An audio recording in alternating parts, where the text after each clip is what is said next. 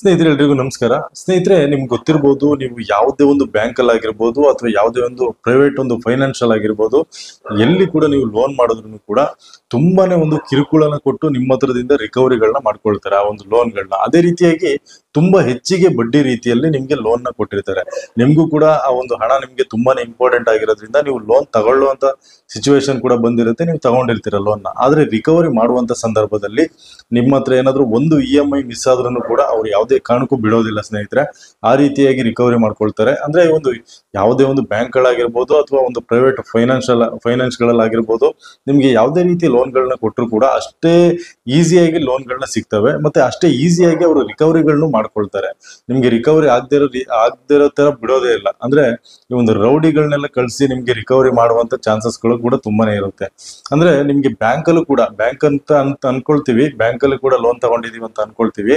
ಬ್ಯಾಂಕಲ್ಲೂ ಕೂಡ ಏನ್ ಮಾಡ್ತಾರೆ ಅಂದ್ರೆ ಆ ಒಂದು ಏನು ಲೋನ್ ನ ರಿಕವರಿ ಮಾಡೋದಕ್ಕೆ ಬೇರೆ ಒಂದು ಏಜೆನ್ಸಿಗೆ ವಹಿಸ್ಕೊಡ್ತಾರೆ ಅದನ್ನ. ಆ ಒಂದು ಏಜೆನ್ಸಿ ನಿಮ್ಮ ಹತ್ರದಿಂದ ರಿಕವರಿ ಮಾಡ್ಕೊಳ್ಳುತ್ತೆ. ಅಂದ್ರೆ ನಿಮ್ಗೆ ಗೊತ್ತಿರ್ಬೋದು, ಇತ್ತೀಚಿನ ದಿನಗಳಲ್ಲಿ ತುಂಬಾನೇ ಈ ರೀತಿಯಾಗಿ ನಡೀತಾ ಇದೆ. ಆ ಒಂದು ರಿಕವರಿ ಮಾಡುವಂತ ಸಂದರ್ಭದಲ್ಲಿ ಮನೆಗೆ ಹೋಗಿ ಅವರಿಗೆ ಈ ಒಂದು ಅವಾಚ್ಯ ಶಬ್ದಗಳಿಂದ ಒಂದು ನಿಂದಿಸಿ ಅಥವಾ ಏನೋ ಕಿರುಕುಳ ಎಲ್ಲ ಕೊಟ್ಟು ಮತ್ತೆ ಏನೇನೆಲ್ಲ ಮಾಡಿ ರಿಕವರಿಗಳನ್ನ ಮಾಡ್ಕೊಳ್ತಾ ಇದ್ದಾರೆ. ಈ ರೀತಿಯಾದ ಒಂದು ಸಂದರ್ಭ ಬರಬಾರ್ದು ನಿಮ್ಗೆ ಅನ್ನೋದಾದ್ರೆ ನೀವು ಆದಷ್ಟು ಕೂಡ ನಿಮ್ಗೆ ಈ ಒಂದು ಗವರ್ನಮೆಂಟ್ ಇಂದ ಯಾವ್ದೆಲ್ಲ ಸ್ಕೀಮ್ಗಳಲ್ಲಿ ಲೋನ್ಗಳನ್ನ ಕೊಡ್ತಾರಲ್ವಾ, ಅದನ್ನ ತಗೊಳ್ಳೋದಿಕ್ಕೆ ಟ್ರೈ ಮಾಡಿ ಆದಷ್ಟು ಕೂಡ. ಅಂದ್ರೆ ಇವಾಗ ಈ ಒಂದು ಕೇಂದ್ರ ಸರ್ಕಾರದಿಂದನೂ ಕೂಡ ಬಿಡ್ತಾ ಇರ್ತಾರೆ ಕೆಲವೊಂದು ಲೋನ್ಗಳನ್ನ, ಮತ್ತೆ ರಾಜ್ಯ ಸರ್ಕಾರದಿಂದನೂ ಕೂಡ ಕೆಲವೊಂದು ಲೋನ್ಗಳನ್ನ ಬಿಡ್ತಾ ಇರ್ತಾರೆ. ಬಟ್ ಇದರಲ್ಲಿ ನಿಮ್ಗೆ ತುಂಬಾನೇ ಕಷ್ಟ ಆಗುತ್ತೆ, ಆ ಒಂದು ಲೋನ್ ನ ತಗೊಳ್ಳೋದಿಕ್ಕೆ ತುಂಬಾನೇ ಕಷ್ಟ ಆಗುತ್ತೆ. ನೀವು ಎಲಿಜಿಬಲ್ ಆಗ್ಬೇಕಂದ್ರೆ ನಿಮ್ಮ ಹಲವಾರು ಕ್ರೈಟೀರಿಯಾಗಳು ಇರ್ತವೆ, ಅದನ್ನೆಲ್ಲ ಫಾಲೋ ಮಾಡ್ಲೇಬೇಕಾಗುತ್ತೆ. ಬಟ್ ಆದ್ರೆ ಅಷ್ಟೊಂದೇನು ತೊಂದರೆ ಇರೋದಿಲ್ಲ, ಮತ್ತೆ ಕಡಿಮೆ ಒಂದು ಬಡ್ಡಿ ದರದಲ್ಲಿ ನಿಮ್ಗೆ ಲೋನ್ಗಳು ಸಿಗ್ತವೆ. ಅಂದ್ರೆ ಈ ಒಂದು ಸರ್ಕಾರದ ಗವರ್ನಮೆಂಟ್ ಯಾವ್ದು ಸ್ಕೀಮ್ಗಳಲ್ಲಿ ಲೋನ್ಗಳು ಸಿಗ್ತವೆ ಅದು ಕಡಿಮೆ ಬಡ್ಡಿ ದರ ಇರುತ್ತೆ. ಮತ್ತೆ ಕೆಲವೊಂದು ಇಷ್ಟು ಲೋನ್ಗಳಿಗೆ ಸಬ್ಸಿಡಿ ಕೂಡ ಬಿಡ್ತಾರೆ, ಇಂತಿಷ್ಟು ಪರ್ಸೆಂಟ್ ಅಂತ ಸಬ್ಸಿಡಿ ಕೂಡ ಬಿಡ್ತಾರೆ. ಇಲ್ಲಿ ನೀವು ಆದಷ್ಟು ಕೂಡ ಲೋನ್ಗಳನ್ನ ತಗೊಳ್ಳೋದಿಕ್ಕೆ ಟ್ರೈ ಮಾಡಿ. ಅದೇ ರೀತಿಯಾಗಿ ಒಂದು ಕೇಂದ್ರ ಸರ್ಕಾರದಿಂದ ಈ ಒಂದು ಯೋಜನೆ ಇರುವಂತದ್ದು, ಅಂದ್ರೆ ಒಂದು PM ವಿಶ್ವಕರ್ಮ ಸ್ಕೀಮ್ ಅನ್ಬಿಟ್ಟು, PM ಪ್ರಧಾನ ಮಂತ್ರಿ ವಿಶ್ವಕರ್ಮ ಯೋಜನೆ ಅನ್ಬಿಟ್ಟು. ಸೊ ಇದರಲ್ಲಿ ನಿಮ್ಗೆ 3 ಲಕ್ಷದವರೆಗೂ ಕೂಡ ಬಡ್ಡಿ ಇದನ್ನ ಲೋನ್ ನ ಕೊಡ್ತಾರೆ. ಮತ್ತೆ 5% ಆಗಿ ಬಡ್ಡಿನ ನೀವು ಕಟ್ಟಬೇಕಾಗುತ್ತೆ. 3 ಲಕ್ಷ ಲೋನ್ಗಳನ್ನ ಕೊಡ್ತಾರೆ, ಮತ್ತೆ 5% ಬಡ್ಡಿನ ಕಟ್ಟಬೇಕಾಗುತ್ತೆ. 5% ರೀತಿಯಲ್ಲಿ ನೀವು ಆ ಒಂದು ಸಾಲನ ತೀರಿಸಬೇಕಾಗುತ್ತೆ. ಸೊ ದಯವಿಟ್ಟು ಕೂಡ ಅರ್ಥ ಮಾಡ್ಕೊಳ್ಳಿ. ಅದೇ ರೀತಿಯಾಗಿ ಕೆಲವೊಂದು ಎಲಿಜಿಬಿಲಿಟಿ ಬೇಕಾಗುತ್ತೆ ಇದರಲ್ಲಿ, ಮತ್ತೆ ಕೆಲವೊಂದು ವರ್ಗಗಳಿಗೆ ಕೊಟ್ಟಿರುವಂತದ್ದು. ಈ ಒಂದು ಲೋನ್ ಫೆಸಿಲಿಟಿ ಏನ್ ಕೊಟ್ಟಿದ್ದಾರೆ ಕೆಲವೊಂದು ವರ್ಗಗಳಿಗೆ ಕೊಟ್ಟಿರುವಂತದ್ದು. ಸೊ ಅದನ್ನು ನಾನು ಹೇಳ್ತಾ ಹೋಗ್ತೀನಿ ಯಾವ್ದೆಲ್ಲ ವರ್ಗಗಳಿಗೆ ಅಂತ.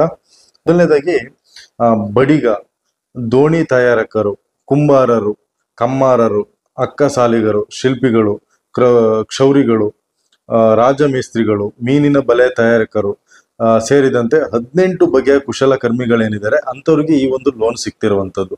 ಅಂದ್ರೆ ನಿಮ್ಗೆ ಗೊತ್ತಿರ್ಬೋದು, ಈ ಒಂದು ಹ್ಯಾಂಡ್ ಕ್ರಾಫ್ಟ್ ಎಲ್ಲ ಮಾಡ್ತಾರಲ್ವಾ ಅಂತವ್ರಿಗೆ, ಮತ್ತೆ ಈ ಒಂದು ಶಿಲ್ಪಿಗಳಿಗೆ, ಕ್ಷೌರಿಕರು ಅಂದ್ರೆ ಸೆಲೂನ್ ಹೇರ್ ಕಟ್ ಎಲ್ಲ ಮಾಡ್ತಾರಲ್ಲ ನೋಡಿ ಅಂತವ್ರಿಗೆ, ಮತ್ತೆ ಅದೇ ರೀತಿಯಾಗಿ ಒಂದು ಕುಂಬಾರರು ಅಂದ್ರೆ ಒಂದು ಮಡಿಕೆಗಳನ್ನೆಲ್ಲ ತಯಾರು ಮಾಡ್ತಾರಲ್ವಾ ಅಂತವರಿಗೆ, ಈ ರೀತಿಯಾಗಿ ಇರುವಂತ ಎಲ್ಲ ಒಂದು ಕುಶಲಕರ್ಮಿಗಳಿಗೆ ಈ ಒಂದು ಲೋನ್ ಸಿಗ್ತಾ ಇರುವಂತದ್ದು.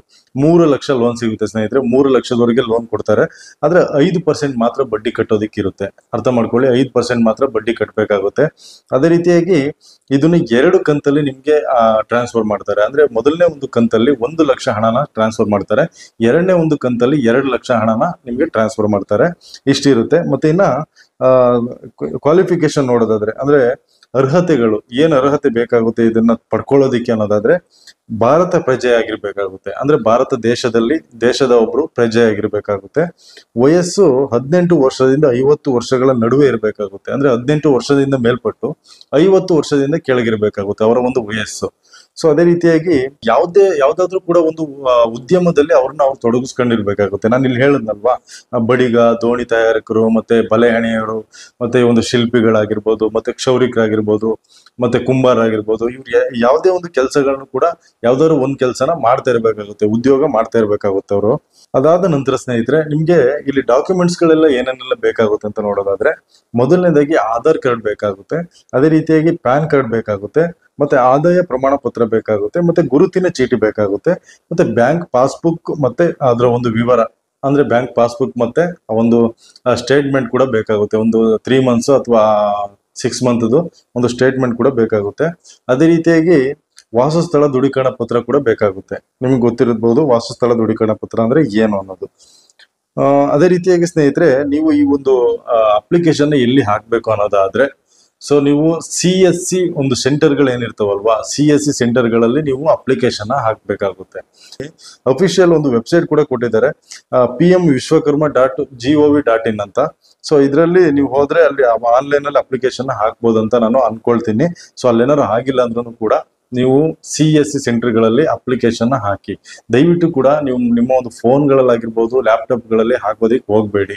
ಯಾಕಂತಂದ್ರೆ ಅಲ್ಲಿ ನಿಮ್ಗೆ ಸುಮ್ಮನೆ ಟೈಮ್ ವೇಸ್ಟ್ ಆಗುತ್ತೆ. ಅದು ಸಿಕ್ಕಾಪಟ್ಟೆ ಒಂದು ಪ್ರೊಸೀಜರ್ಗಳಿರುತ್ತೆ, ಅದನ್ನ ನಿಮ್ಗೆಲ್ಲ ಆಗಕ್ಕಾಗಲ್ಲ. ಮತ್ತೆ ಲಾಗಿನ್ ಕೂಡ ID ಬೇಕಾಗುತ್ತೆ, ಅದನ್ನೆಲ್ಲ ಮಾಡೋದಕ್ಕಾಗಲ್ಲ. ಮತ್ತೆ ನಾನು ಕೂಡ ಅದನ್ನ ಮಾಡಿ ತೋರ್ಸೋದಿಕ್ ಹೋಗೋದಿಲ್ಲ. ಯಾಕಂತಂದ್ರೆ ನನ್ನ ಕಡೆಯಿಂದ ಅದನ್ನ ಮಾಡಿದ್ರು ಕೂಡ, ಬಟ್ ನಿಮ್ಗಳಲ್ಲಿ ಅದು ಕೆಲವೊಂದು ಪ್ರಾಬ್ಲಮ್ಗಳು ಇರ್ತವೆ. ಅದಾದ ನಂತರ ನೀವು ಕಮೆಂಟ್ ಮಾಡ್ತೀರಾ ಇದೆಲ್ಲ ಸುಳ್ಳು ಹಾಗೆ ಹೇಗೆ ಅಂತ. ಹಾಗಾಗಿ ನಾನು ಹಾಕೋದಿಕ್ ಹೋಗೋದಿಲ್ಲ. ಒಂದು ಇನ್ಫಾರ್ಮೇಶನ್ ಮಾತ್ರ ಕೊಡ್ತಾ ಹೋಗ್ತೀನಿ. ನೀವು CSC ಸೆಂಟರ್ಗಳಲ್ಲಿ ಹೋಗಿ ಹಾಕಿದ್ರೆ ನಿಮ್ಗೆ ಈಸಿಯಾಗಿ ಆ ಒಂದು ಲೋನ್ಗೆ ಅಪ್ಲೈ ಮಾಡಬಹುದು ಸ್ನೇಹಿತರೆ. ಅದೇ ರೀತಿಯಾಗಿ ನಮ್ಮ ಒಂದು ಚಾನಲ್ ಯಾವಾಗ್ಲೂ ಕೂಡ ಈ ಒಂದು ಒಳ್ಳೊಳ್ಳೆ ಇನ್ಫಾರ್ಮೇಟಿವ್ ವಿಡಿಯೋಗಳಾಗಿರ್ಬೋದು, ಮತ್ತೆ ಈ ಒಂದು ಗವರ್ನಮೆಂಟ್ ಸ್ಕೀಮ್ಗಳಾಗಿರ್ಬೋದು, ಇದ್ರ ಬಗ್ಗೆ ನಾವು ವಿಡಿಯೋಗಳನ್ನ ಮಾಡ್ತಾ ಇರ್ತೀವಿ. ಈ ಒಂದು ರೈತರಿಗೆ ಸಂಬಂಧಪಟ್ಟಂತ ವಿಚಾರಗಳಾಗಿರ್ಬೋದು, ಯಾವಾಗ್ಲೂ ಕೂಡ ವಿಡಿಯೋಗಳನ್ನ ಮಾಡ್ತಾ ಇರ್ತೀವಿ. ಸೊ ನೀವು ದಯವಿಟ್ಟು ಕೂಡ ನಮ್ಮ ಒಂದು ಚಾನಲ್ಗೆ ಸಬ್ಸ್ಕ್ರೈಬ್ ಮಾಡ್ಕೊಳ್ಳಿ. ಹಾಗೆ ಫೇಸ್ಬುಕ್ ಅಲ್ಲಿ ನೋಡ್ತಾ ಇದ್ರೆ ಒಂದು ಫಾಲೋ ಮಾಡ್ಕೊಳ್ಳಿ. ಯೂಟ್ಯೂಬ್ ಅಲ್ಲಿ ನೋಡ್ತಾ ಇದ್ರೆ ಸಬ್ಸ್ಕ್ರೈಬ್ ಮಾಡ್ಕೊಳ್ಳಿ. ಸಬ್ಸ್ಕ್ರೈಬ್ ಮಾಡೋದಕ್ಕೆ ಫ್ರೀ ಇರುತ್ತೆ ಸ್ನೇಹಿತರೆ.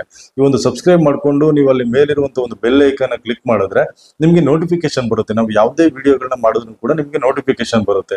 ಓಕೆ ಸ್ನೇಹಿತರೆ, ಈ ಒಂದು ವಿಡಿಯೋ ನಿಮ್ಗೆ ಇಷ್ಟ ಆಯ್ತು ಅಂತ ಅನ್ಕೊಳ್ತೀನಿ.